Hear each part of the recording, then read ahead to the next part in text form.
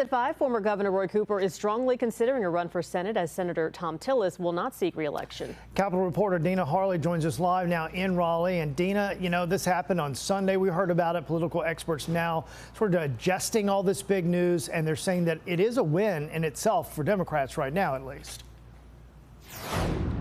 Yeah, you have to remember we're talking about a seat right now that hasn't been occupied by a Democrat since 2008, nearly 20 years since a Democrat has been in that seat. But political experts I talked to today say the answer to that, the change to that, could be former Governor Roy Cooper. They say he polls favorably not only among Democrats, but among independents and unaffiliated voters as well. A political shakeup on Capitol Hill as North Carolina Senator Thom Tillis announces he won't seek re-election. The fact that Senator Tillis maintained his principles made it unlikely that he was going to have an easy re-election campaign. The decision comes after Senator Tillis was critical of and voted against President Donald Trump's so-called Big Beautiful Bill, saying Americans would be kicked off of Medicaid and would suffer. In a statement on X, Tillis said in part, quote, "In Washington over the last few years, it's become increasingly evident that leaders who are willing to embrace bipartisanship, compromise, and demonstrate independent thinking are becoming an endangered species," end quote. But today on Capitol Hill, Tillis says that didn't impact his decision to leave. No, I'd already told the president that he needed to start looking for replacements before that came out. Now the question is who will take his spot.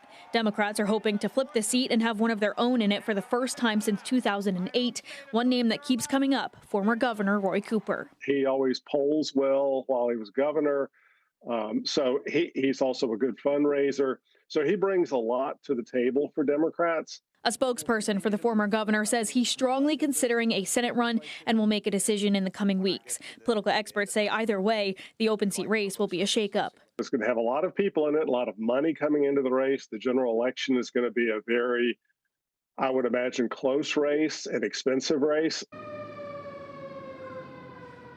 And that political expert that I talked to earlier today did make it a point to say that Senator Tillis is leaving behind a long legacy of public service. He got his start here in the North Carolina General Assembly. He says that should not be lost on us as we wait and see who enters this race. In Raleigh, Dina Harley, CBS 17 News. Yeah, it's interesting you say that because as his time as Speaker of the House in North Carolina, he kept referring to that on the Senate floor today and how he approached things differently when he led the House of Representatives here in the Senate as opposed to what he considers the leadership or his criticism of leadership in the Senate, in the U.S. Senate now today. A lot to follow in many months to come. We will see what happens. Dina, thank you.